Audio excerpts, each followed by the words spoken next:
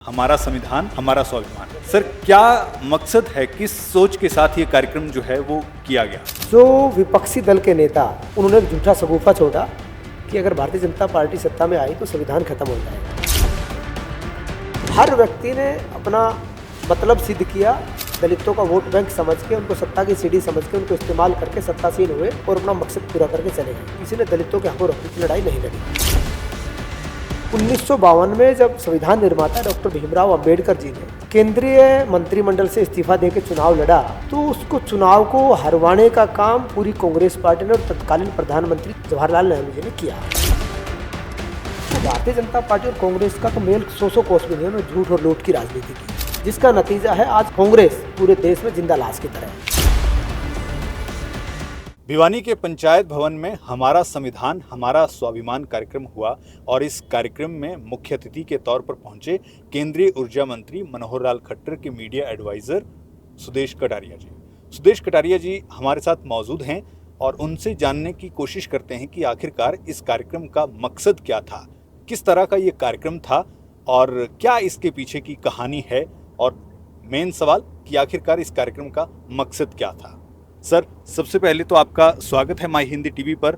और जैसे कि हमने बात की, आपने भिवानी में प्रोग्राम किया, कार्यक्रम किया, हमारा संविधान हमारा स्वाभिमान। सर, क्या मकसद है, किस सोच के साथ ये कार्यक्रम जो है वो किया गया? इस कार्यक्रम की शुरुआत कुरुक्षेत्र से हुई थी और कुरुक्षेत्र में जब हमने कार्यक्रम किया लोकसभा चुनाव के दौरान, तो इसमें मुख्य अतिथि के रूप में पूर्व मुख्यमंत्री माननीय मनोहर लाल जी और केंद्र में कानून मंत्री अर्जुन मेघवाल जी उसमें मुख्य अतिथि के तौर पर शामिल हुए थे। उसके बाद एक बड़ा आयोजन करनाल लोकसभा के नीलोखेड़ी में एक बड़ा आयोजन हुआ था, उसमें मुख्य अतिथि के रूप में केंद्रीय मंत्री मनोहर लाल जी ने शिरकत की थी। उसी कड़ी में प्रदेश के कोने कोने में ये सम्मेलन किए जा रहे हैं। इसका मुख्य मकसद ये है, जो विपक्षी दल के नेता संविधान की प्रति हाथ में लेकर झूठ बोलने का काम कर रहे हैं, आम जनता को बरगलाने का काम कर रहे हैं, जिस प्रकार से लोकसभा चुनाव में भी उन्होंने एक झूठा सगुफा छोड़ा कि अगर भारतीय जनता पार्टी सत्ता में आई तो संविधान खत्म हो जाएगा। इसका मुख्य मकसद है संविधान के सम्मान में कौन कौन पार्टी, कौन कौन नेता खड़े रहे, संविधान का अपमान किन किन व्यक्तियों ने, किन किन पार्टियों ने किया। आप इतिहास उठाकर देखेंगे तो इतिहास के पन्नों में आज भी लिखा हुआ है और गवाह है इस बात का इतिहास कि 1952 में जब संविधान निर्माता डॉक्टर भीमराव अंबेडकर जी ने केंद्रीय मंत्रिमंडल से इस्तीफा देकर चुनाव लड़ा तो उसको चुनाव को हरवाने का काम पूरी कांग्रेस पार्टी ने और तत्कालीन प्रधानमंत्री जवाहरलाल नेहरू जी ने किया, और जिसका यह नतीजा हुआ कि संविधान निर्माता डॉक्टर भीमराव अंबेडकर जी बुरी तरीके से चुनाव हार गए। जब कांग्रेस पार्टी और उनके नेता संविधान निर्माता को भी नहीं छोड़ रहे हैं तो संविधान की प्रति हाथ में लेकर झूठ बोलने का भी उनको कोई अधिकार नहीं है। मैं तो ये कहता हूँ कि ये भी घोर अपराध है जो ये अपराध कर रहे हैं। संविधान जैसे पवित्र ग्रंथ को, जिसके हिसाब से पूरा देश और प्रदेश आज चल रहा है, उसकी प्रति हाथ में लेकर झूठ बोलना भी एक अपराध के समान है। तो प्रदेश के आम नागरिक को, आम जनता को ये पता होना चाहिए कि डॉक्टर भीमराव अंबेडकर जो हमें संविधान निर्माता है, किस प्रकार का घिनौना अपराध, किस प्रकार का घिनौना षड्यंत्र उनके खिलाफ कांग्रेस पार्टी ने किया। यहाँ भी कांग्रेस नहीं रुकी। उसके बाद एक पंडारा सीट खाली हुई। पंडारा सीट से 1954 की बात है ये, तो वहाँ से उपचुनाव के लिए संविधान निर्माता डॉक्टर भीमराव अंबेडकर जी ने नामांकन भरा और सलाह मशवरा करके कांग्रेस ने सहमति जताई, चलो भाई भीमराव अंबेडकर जी को बना देते हैं, बड़ा पढ़ा लिखा व्यक्ति है और संविधान को बनाने में, देश को चलाने में बड़ा योगदान देगा। और सारा समझौता होने के बाद तब संविधान निर्माता ने जो उपचुनाव लड़ा तो उसके खिलाफ तत्कालीन प्रधानमंत्री जवाहरलाल नेहरू जी ने अपने पीए को उतार दिया और बुरी तरीके से फिर से चुनाव हरवा दिया।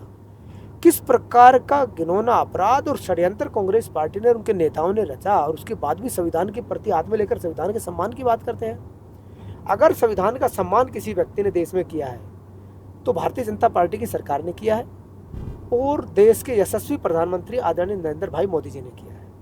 ये तो भला हो उस समय जनसंघ के संस्थापक डॉक्टर श्यामा प्रसाद मुखर्जी जी का, तो 1954 में उनके सहयोग से वो राज्यसभा चले गए, जिसके कारण आज पूरा देश और पूरा प्रदेश संविधान के अनुसार चल रहा है।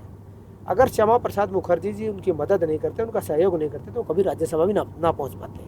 तो सर, आज का जो कार्यक्रम हुआ उसमें क्या सिर्फ एक वर्ग के लोग आए थे या फिर सभी वर्गों के लोग जो हैं आज के कार्यक्रम में शामिल हुए?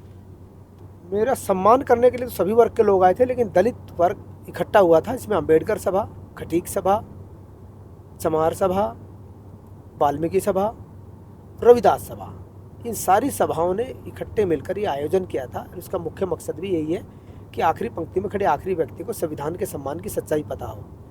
चूँकि ये कार्यक्रम हरियाणा में था, छोटी काशी भिवानी को कहा जाता है, यहाँ था, तो राजनीतिक परिदृश्य से हम बात करें तो हरियाणा प्रदेश की भी बात करनी चाहिए।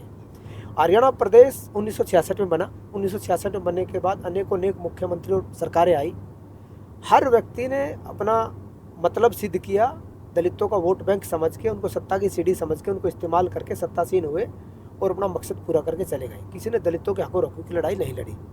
लेकिन आज से 11 साल पहले हरियाणा प्रदेश में एक ऐसे राजनीतिक संत ने एंट्री की। उनको मैं राजनीतिक संत की संज्ञा इसलिए देता हूँ, जो व्यक्ति 10 साल प्रदेश का मुख्यमंत्री रह लिया हो, अभी भी 2-2 मंत्रालय उसके पास बड़े हों, उसके पास रहने के लिए घर और गाड़ी भी ना हो, तो राजनीतिक संत ही हो सकता है। और उन्होंने किस प्रकार के आमूल चूल परिवर्तन दलित समाज के लिए हरियाणा प्रदेश में किए, ये जग जाहिर है। पूरा प्रदेश जानता है, पूरा दलित समाज जानता है, जिसका नतीजा है तीसरी बार प्रचंड बहुमत से भारतीय जनता पार्टी की सरकार बनी।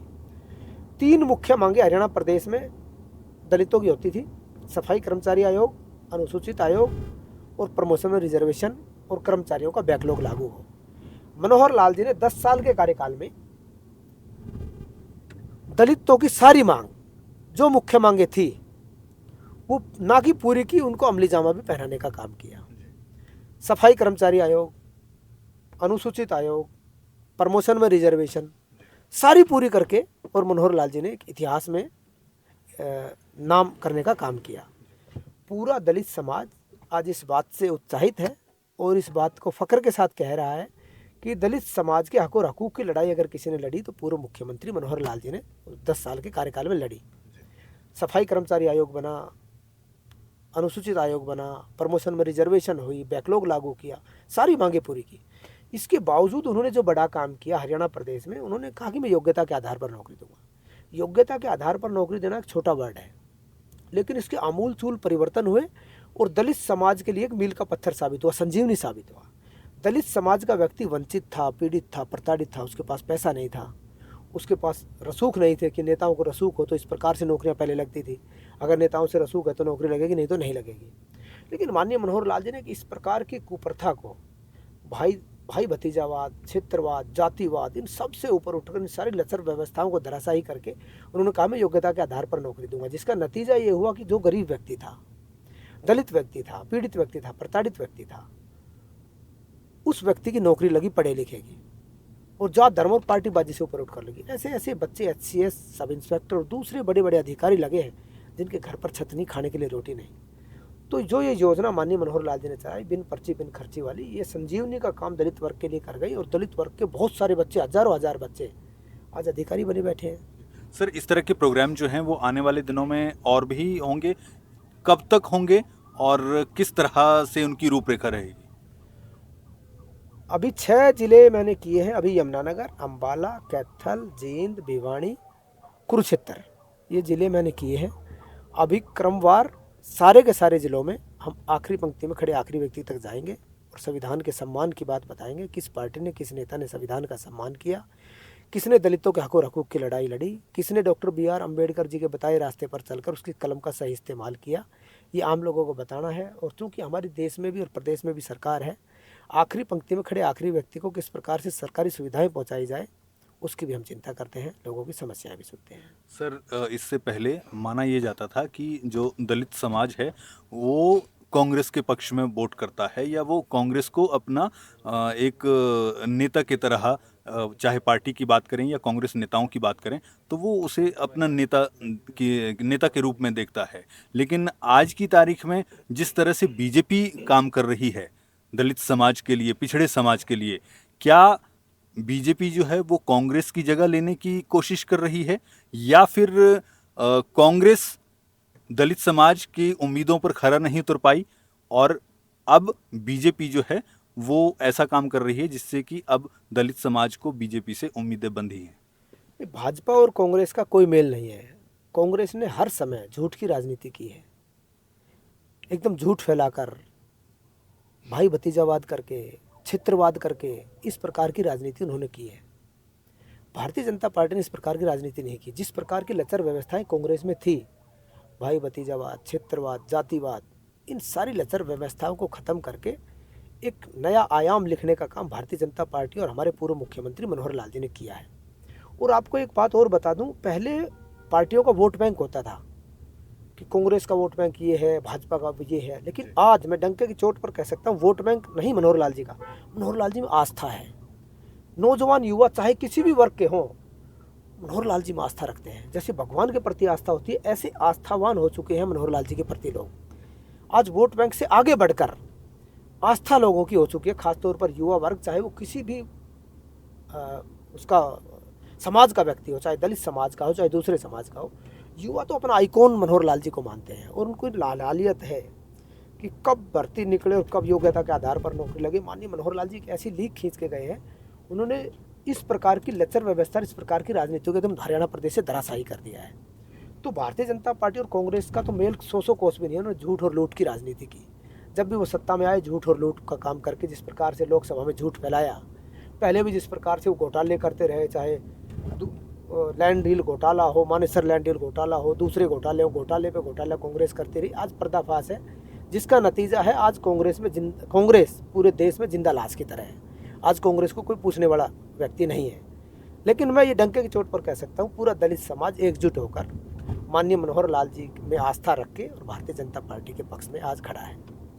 सर, आपके बारे में एक चीज़ जो हमने ख़ास तौर पर आज के प्रोग्राम में इसमें नोटिस की, कोई भी नेता जब प्रोग्राम में पहुंचता है तो वो सीधे मंच पर जाता है, लेकिन जब आप कार्यक्रम में पहुंचे तो आप जनता के बीच में गए और एक एक व्यक्ति से मिलने का काम, एक तरह से आपने अभिवादन उनका स्वीकार किया और उनको नमस्कार भी किया। इसके बारे में बताएं, ये कहाँ से आपको प्रेरणा मिली? देखो, एक कहावत है, करते हैं सब कन्हैया मेरा नाम हो रहा है। ये सारी प्रेरणा माननीय मनोहर लाल जी से मैंने ली है।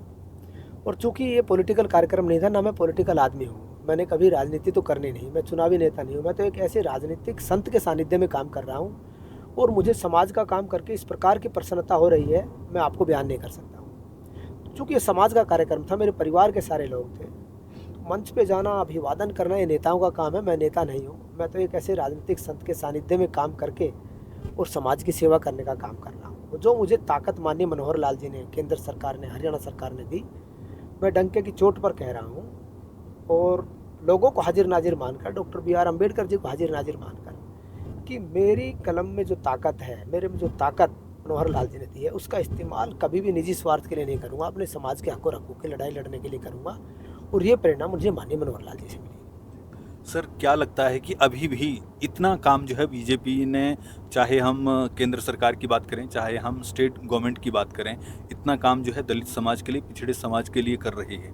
क्या काम आपकी नज़र में ऐसे हैं जो कि अभी दलित समाज के लिए, पिछड़े समाज के लिए होने बाकी हैं और जिस पर बीजेपी जोर दे रही है, सरकार जोर दे रही है?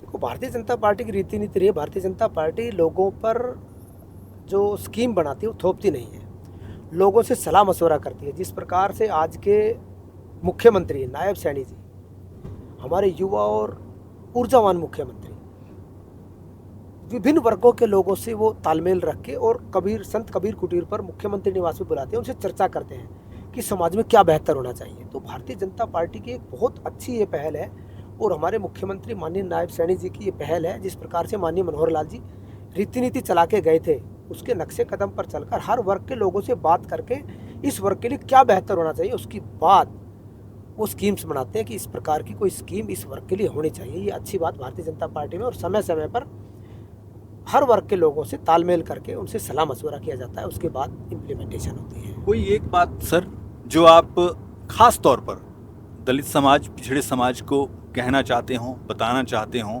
कि सरकार, चाहे वो केंद्र की सरकार हो, चाहे राज्य की सरकार हो, आपके लिए ये काम कर रही है, ये अच्छा काम कर रही है, जो भी अच्छे काम आपकी सरकार जो है वो कर रही है, और इसकी वजह से आपको सरकार से, या फिर हम ये कहें कि पार्टी से जुड़ना चाहिए और पार्टी और ज़्यादा अच्छा काम जो है वो करे, क्योंकि लोग जितने ज़्यादा जुड़ेंगे उतना ज़्यादा अच्छा काम जो है वो पार्टी कर सकती है या सरकार कर सकती है?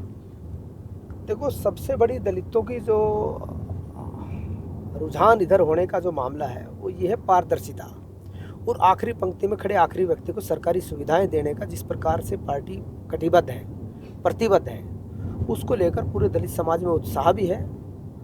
और जिस प्रकार से परिवार पहचान पत्र के माध्यम से सरकारी सुविधाओं का लाभ जो दिया वो दलितों के लिए मील का पत्थर साबित हुआ है। उसमें चिन्हित करने की आवश्यकता नहीं, पहले सरकारी अधिकारी चिन्हित करते थे, जिला परिषद के मेंबर सरपंच चिन्हित करते थे, आज चिन्हित करने की आवश्यकता नहीं है। परिवार पहचान पत्र एक ऐसा पैरामीटर है उसमें गरीब और अमीर एकदम छटनी हो जाती है और गरीब व्यक्ति को सरकारी की सुविधाओं का लाभ आसानी से मिल जाता है। योग्यता के आधार पर नौकरी एक इस प्रकार से मील का पत्थर और संजीवनी दलितों के लिए है, जिसका मैं बताता हूँ कि जितना गुणगान करें उतना कम है। ये दलितों के लिए तो संजीवनी का काम ये कर गई है। और आज दलित युवा, चाहे हर वर्ग के युवा, आज भारतीय जनता पार्टी और माननीय मनोहर लाल जी में आस्था रख के हर वर्ग उसकी तरफ आज झुक रहा है और भारतीय जनता पार्टी की जो रीति नीति है उससे खुश भी है। उनका जो नियम है, आखिरी पंक्ति में खड़े आखिरी व्यक्ति को सरकार की सुविधाओं का लाभ मिले, हर कार्यकर्ता चिंता करता है, मुख्यमंत्री से लेकर हमारे मंडल अध्यक्ष तक इस बात की चिंता करते हैं।